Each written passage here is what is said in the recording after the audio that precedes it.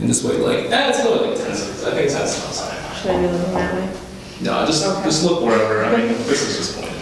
Yeah. No need to look directly into the camera. Are you gonna be sitting there? No, I've seen, yeah. And then, I think you guys can start whenever you're ready, okay? So, we're good.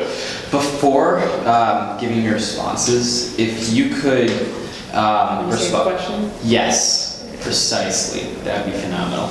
I'll try, through that format, I'll try to not detract from the organic conversation as much as possible. But as far as our editing, post-editing purposes goes, restating the question would be phenomenal. So thank you so much for that. Okay, well, awesome. Again, thank you so much, Lauren, for joining us today. Really appreciate you coming out. Before we begin, can you just give a little bit of background as to where in Chicago you grew up and where you went to school within the city? Okay. Well, my name's Lauren Delgado. I grew up, I've always lived in the Midway area. I went to grammar school about 5 blocks away. There was a Catholic school called St. Mary's. But then we switched schools to this other school that was in Beverly. So I didn't really spend a lot of my younger years in Chicago. It was mostly in that little area. And then I went to the 7th and 8th grade program at Whitney Young. So ever since then, I've just been always in the city. And that's in Little Italy or West Loop. Yeah. Okay, great.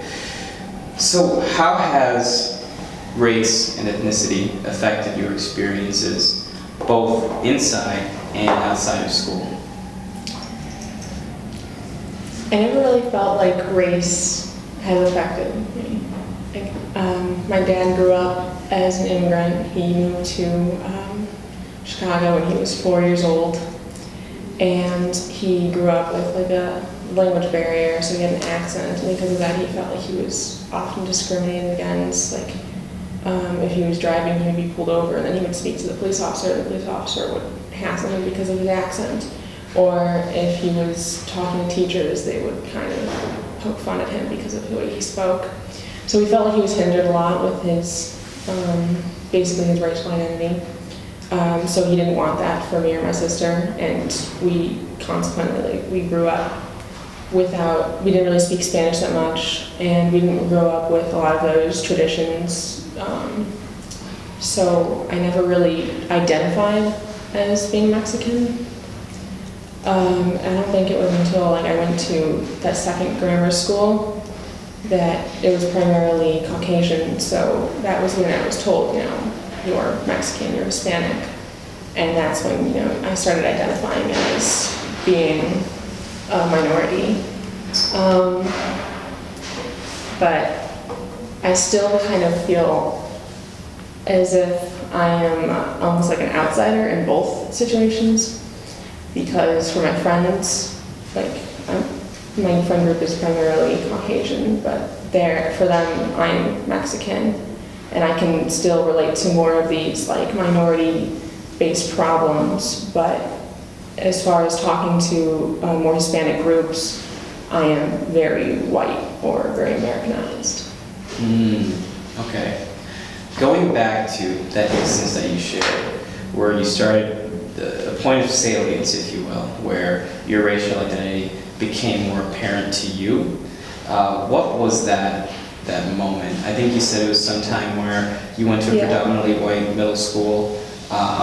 Was there any one moment that revealed to you, I'm racially different from everyone else? Well, I don't know. Kids always ask, say something in your language or whatever.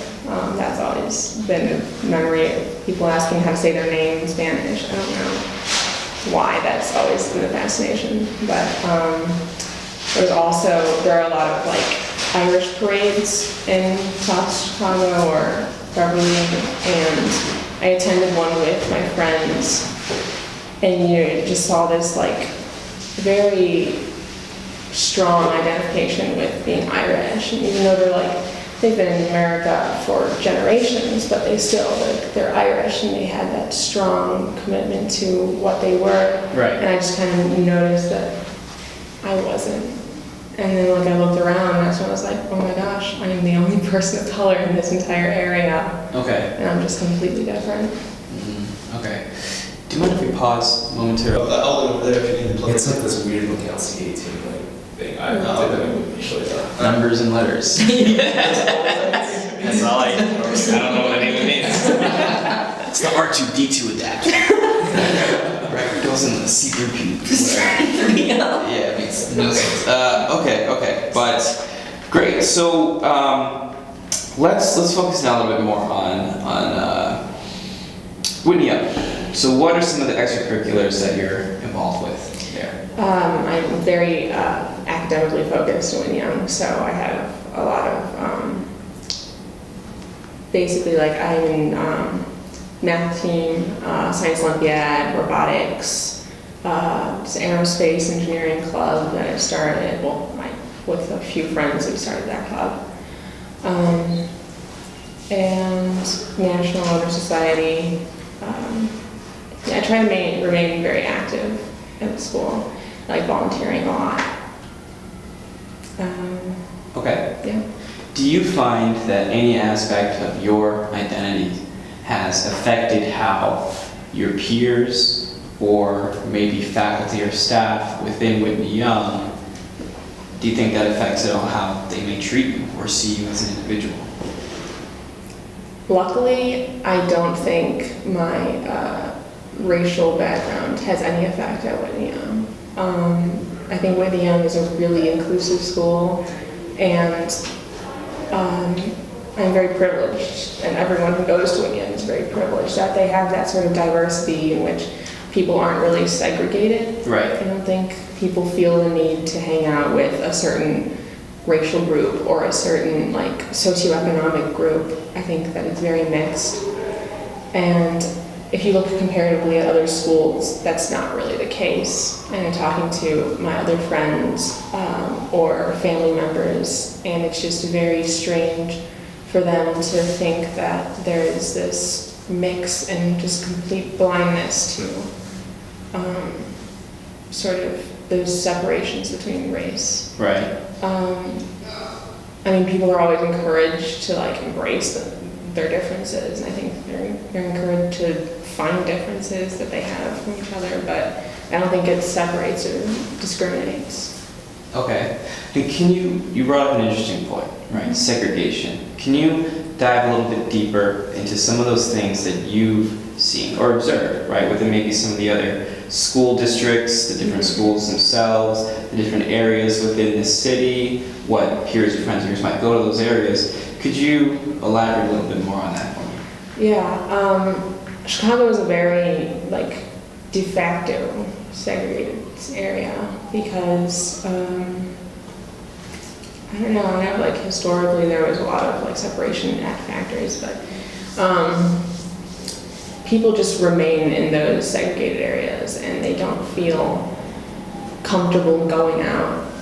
For example, my mom, when she was growing up, she was kind of always told by her mother that it was dangerous for her to go other places or that she wasn't wanted in other places because she was Mexican, and so she just never left and she never felt comfortable in other crowds.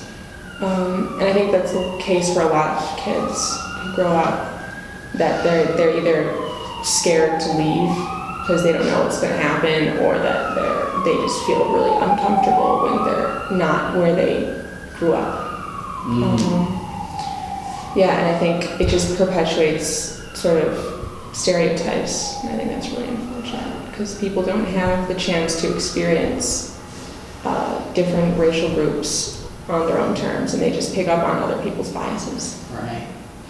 So going to those stereotypes, do you think that they've had any effect on how you treat others within this city, or how you may be conditioned to navigating that dynamic? I think it was, I'm not going to say that I'm not at all inclined to believe stereotypes, but I think that going to Whitney Young, I'm a lot less accepting of these different statements, like just generalized statements.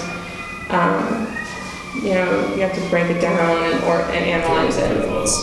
Give it like the 3, 2, 1, and you're good. So going back to these notions of stereotypes, do you think that they have in any way had a significant bearing upon how you've been conditioned to treat people from a certain area that look a certain way or possess certain identities?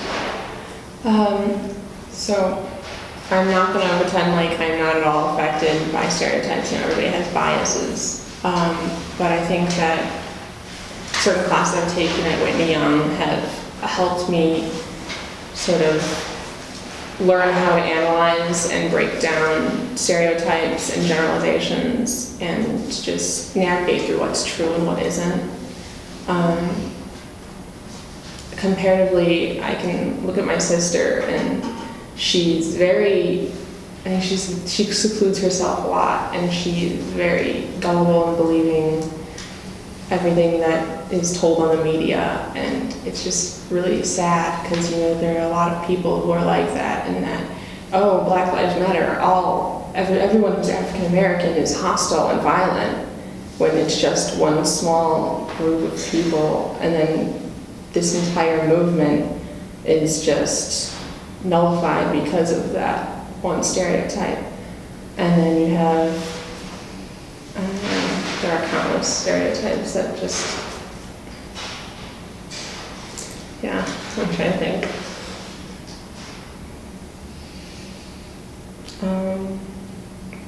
Yeah, it's difficult trying to make up your own opinion and then trying to explain to other people why certain stereotypes aren't true and why general thinking is very harmful, especially if people have grown up with those kind of beliefs. They just don't understand.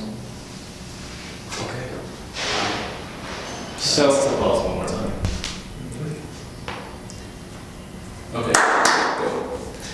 So, Lauren, if you could sum up your understanding of the Chicago community in one word, what would that word be and why?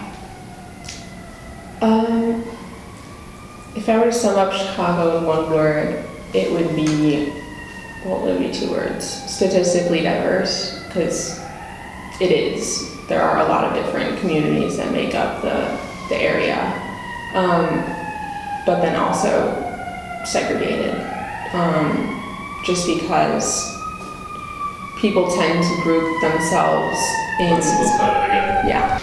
So I'll just, Yeah, alright, go ahead. If you could sum up your understanding of Chicago community in one word, what would that be and why? If I were to sum up Chicago in a word, it would be diverse, but only statistically, just because there are a lot of different races and ethnicities that make up the city, but they are still very separate from each other. And I think that if you go into different communities, there is a huge difference between what one area looks like and what another one does. I mean, you can go into Inglewood and it'll be completely different from going to Wicker Park, and that's just because of the cultural differences. And I think people tend to group into communities where they're similar to each other, just for comfort, but that in the long run is very detrimental because it just closes people off from each other. Right. Okay, thank you. Then if you could sum up your neighborhood community in one word, what would that word be and why? If I were to sum up my neighborhood in one word, it would be disconnected, because I feel like there's been a lot of movement in the area. It used to be predominantly Polish and Lithuanian, but then there was a lot of white flight, and it's now more Hispanic. And I think that people are just really closed off from each other. and that's possibly due to everyone being new, and it's just like very different from what it used to be. But it's still like there isn't a lot of communication between neighbors. I don't think we really talk to any of our neighbors.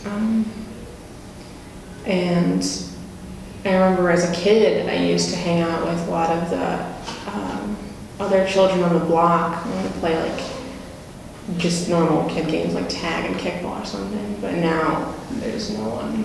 You don't really see people outside, and yeah, it's very strange. But yeah, I don't think there's a lot of community involvement, and that's why I would describe it as disconnected. Okay. Thank you. And then finally, if you could sum up your school community in one word, what would it be? If I were to describe my school in one word, it would be accepting, because it's definitely has more implications than just tolerant, because people actually strive to embrace who they are, and they strive to encourage other people to look for those unique qualities in each other. And I don't think there's anybody who is sort of shamed or shunned for who they are. And you'll never find anybody who's just one thing. You have movies where you have the typical jock or the typical nerd, and I don't think that's a thing. I think everybody is accepted for all of their different interests. Okay. Well, then, thank you so much for that. Is there anything else that you'd like to share with me today concerning your narrative, your unique experiences growing up here in Chicago? Anything at all that you feel like you may not have had a chance to speak about yet?